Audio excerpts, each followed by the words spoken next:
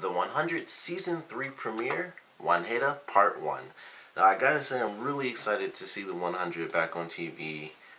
There wasn't a ton of promotion. I remember looking it up. I think it was probably sometime in September or October. I was like, where's the 100? Because they did like no promotions for it. They basically did none until like, I feel like the past 3 weeks. It was like the only time they were doing commercials for this show.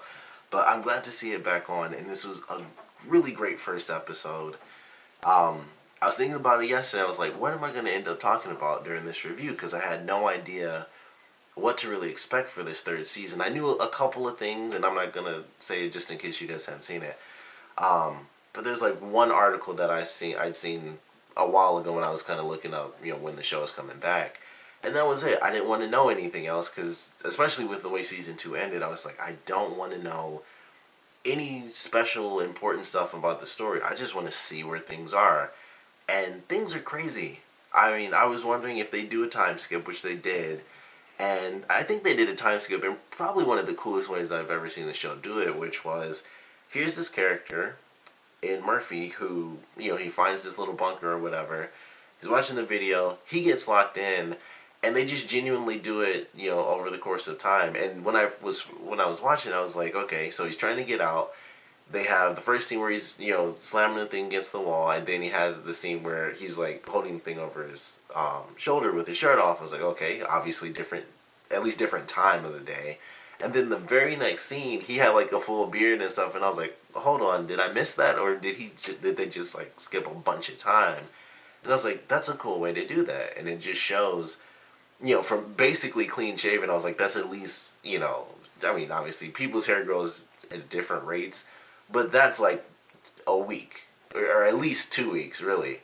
So I was like, that's a cool way to do it. He was obviously losing his mind. He's like dancing around and so I was like, this is a weird scene, but he's just going crazy. He has this just video on the loop, and that's it. It's a video on the loop. He's got some food so he's able to survive. And he's just alone and he's trapped in this place.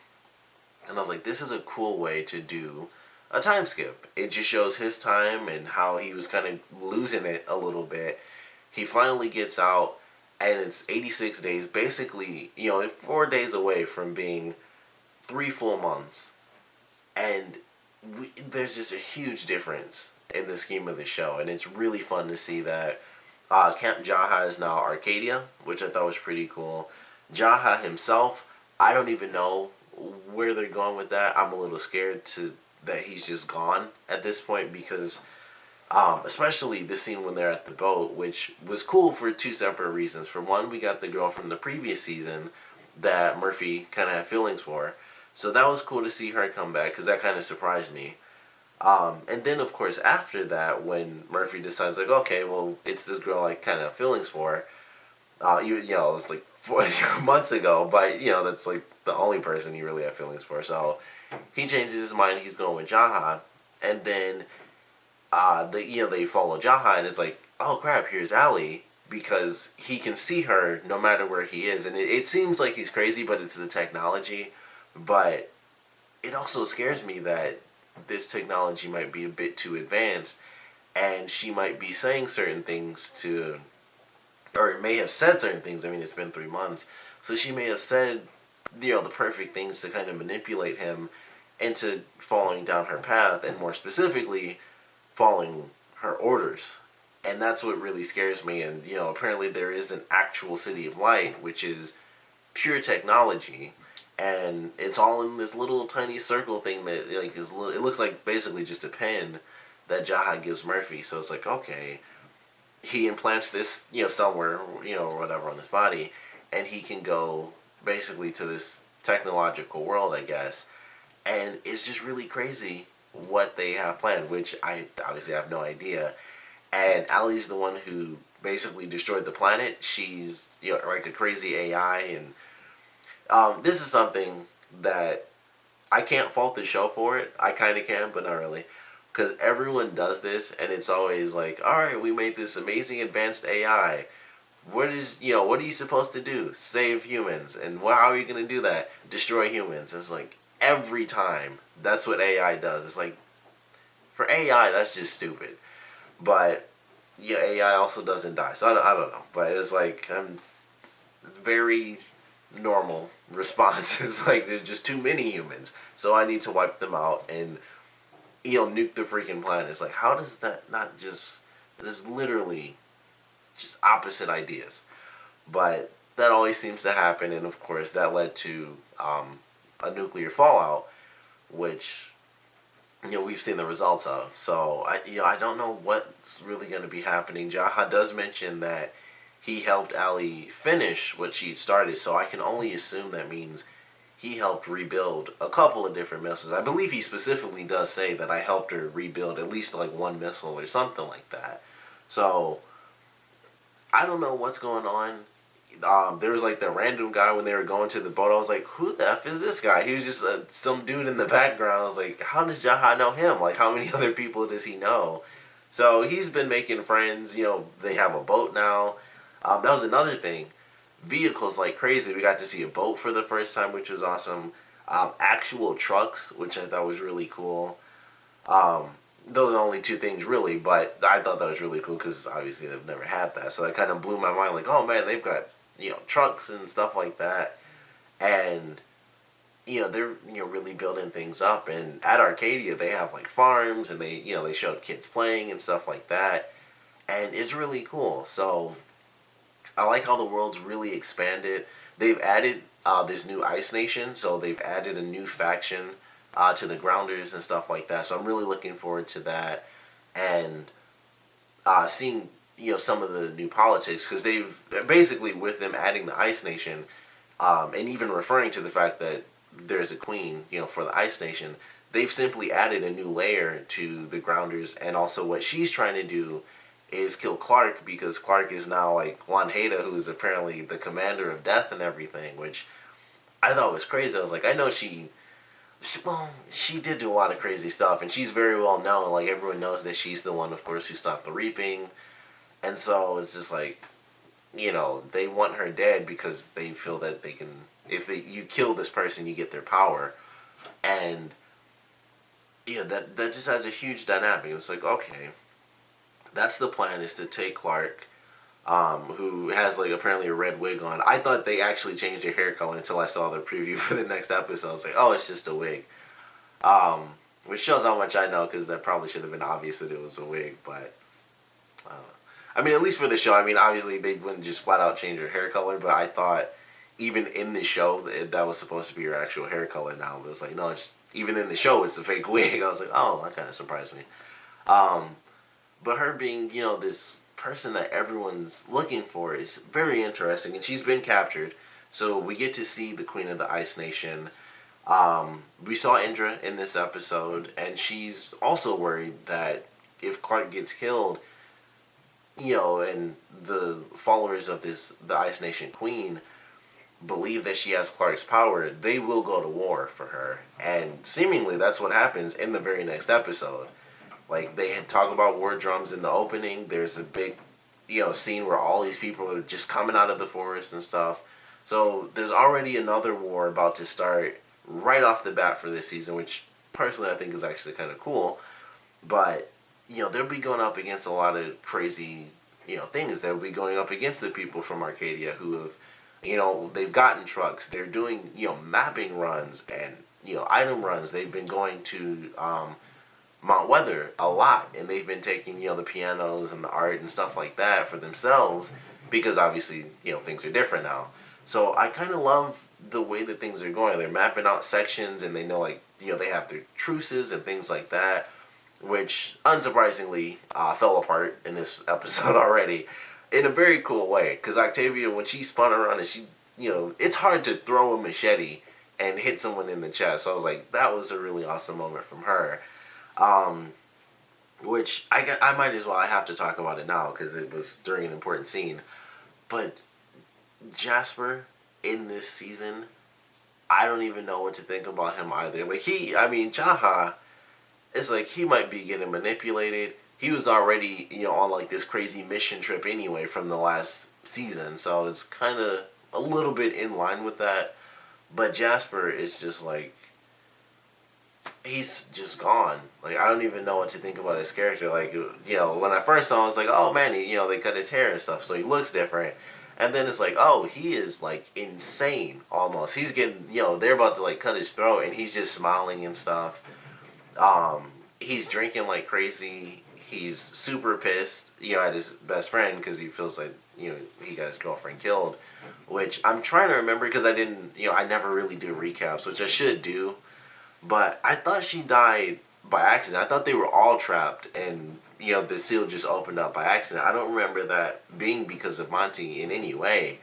But, I could be wrong. It's been so long I really can't remember exactly how she died. But I remember it just being the two of them together. Maybe Monty, I don't know if Monty was even there during that scene when she was actually dying. I thought that was just a random thing. But, like he kind of blames him. And he's just really messed up. And like he tackles the guy playing the piano at the end of the episode and stuff. And he's really like really destroyed. And I love that aspect of his character. It's so just reverse of who he has been in the these first two seasons. And I like that aspect. It's very cool. It's gonna be very interesting. I don't really know what to expect from that, but they're taking him somewhere, and I can't wait to see where they go with it. Of course, Raven, who's, she's still dealing with the fact that her leg is messed up. Like, she couldn't get off the horse and stuff. And I thought that was a really good moment for her character, just getting to learn a little bit about that. And, how, with all this time that's passed, she still can't, do things. And it might be permanent. Because I was wondering if, with this time skip, we'd see her healed. And she, because she was going out in the field, I was like, oh, so she's healed. But she still wasn't. And there's apparently this pain that she's having and stuff like that. So she's forcing herself through a certain pain, which, if she kind of admits that she's having it, may or may not be able to get fixed, depending on what the actual issue is. But I like that aspect. And we kind of get a little information where they talk about her and the guy from the last season and how she pushed him away because of the issue she was going through, because he was trying to help her out. And I like that. I was like, oh, okay. They kind of, it was just rapidly in the dialogue. Boom, here's a little bit of exposition based on this issue. So we learned a bit of information about that relationship. We see a couple of other recurring characters as well, which I thought was actually kind of cool. I was like, oh, okay, they're, they're keeping, they have even like their supporting actors they still have in the show. So we have the one guy, I'm forgetting a lot of the characters' names, especially the adult characters, I can't remember, but Clarke's mom, like her assistant, he's still in there. When Bellamy and all of them went on that mission, that one guy whose name I totally forgot. Even they said it once in this episode, but seemingly he might have a bigger role in this episode. And they mention his character, and when they find the beacon and stuff, and they also throw it in there. They actually officially made him a gay character, so I thought that was interesting because they, that's something they never tend to specify that with their characters, but it's very ambiguous with a lot of people in this show, which I kind of like. Personally, I think that's really cool because obviously people make such a big deal, but it's just like this specific section, and it was like, this is where Monty, grew up, and this is where his boyfriend is, and I was like, okay, it's cool that they threw that in there because I don't believe they ever mentioned that in the last season, but I was like, it's cool, they kind of, they're expanding the roster and giving a lot of diversity to a lot of different characters, so I thought that was pretty cool.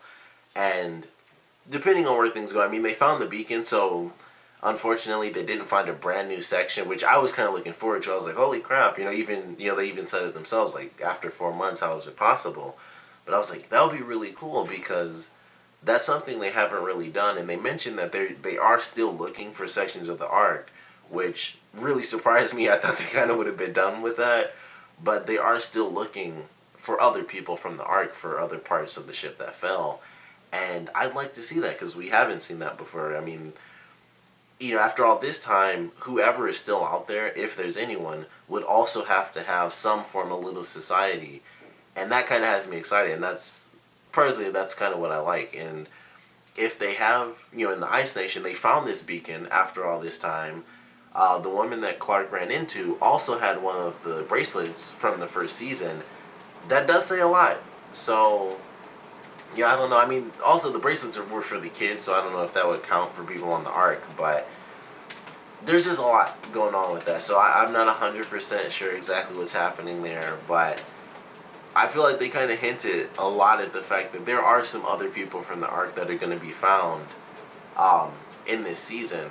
So I'm really looking forward to that, if that really is the case. There were two situations that were kind of like, well, this person just randomly had the beacon, and this girl, she randomly had the bracelet, but both those situations could easily have answers that are, still alive and out there. So hopefully that happens, because I'd like to see that take place where they do rescue some other people, and we see how maybe a smaller section of the arc that's been kind of just out on its own, how those people survived, and what's going to happen when they try to bring them back to Arcadia and stuff like that, and how well they did or didn't bond with some of the grounders. Which at this at this point in time, I would assume anyone from the arc would know about Arcadia. They would kind of have to. It's like all this crazy stuff is happening. If anyone, any of the grounders that they met spoke fluent English still, they would kind of have to know about Arcadia and everything that happened with the mountain and all that stuff. So there could still be factions that don't easily, but it's a little difficult for that to happen. Also, if they're somehow heavily fortified, which I don't know how they would be, coming off the arc, but if they somehow were able to defend themselves like 100%, then they would know that. They'd go out hunting maybe at night and stuff like that, and then they would still be completely on their own. They wouldn't know anything because they wouldn't be talking to any of the grounders, and they would be protected just well enough to survive in their own little area despite being surrounded by the Ice Nation. So still fairly possible, and we kind of just have to wait and see how that goes. But I thought it was interesting that they kind of threw those little things in there. Here's the beacon, here's, bracelet and stuff like that. Of course, can't not talk about Clarke and her being out on her own for months now. She killed like a Black Panther, or technically she killed a Black Cougar because Black Panthers don't exist. You can Google that if that was really weird. Just Google Black Panthers and stuff. It's a whole thing. But she's out hunting on her own and everything, and she runs into this woman, and it's the woman that she's always been trading with and stuff like that. And she realizes that this woman knew who she was from the beginning, which I thought was funny. When she was like, how long did you know? And she's like, well, how long have you been coming here exactly? So that I thought was kind of funny. She's been, going to basically a trading post, which is something new that we also haven't seen, which I like. Just another part of the community of the Grounders, because the people that came in looking for Clarke seemingly weren't from the Ice Nation, because the guy mentioned Ice Nation and he didn't say like, oh, she's headed to our home or anything. He mentioned like, oh, the Ice Nation, we should hurry before she gets to an area that we're sort of not allowed to go to. So I like that aspect. And just the trading post thing in general is just another, like I said, another part of the society that we don't know.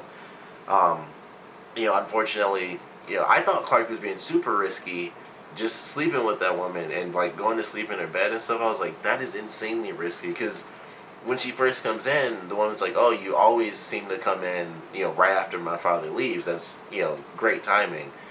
And I was like, it's so risky to do that and, like fall asleep in bed. I could understand how you would. But I was like, that's insanely risky and stuff. But, she was fine until, of course, she left and the people were there, like, just waiting for her to come out because they knew it was her.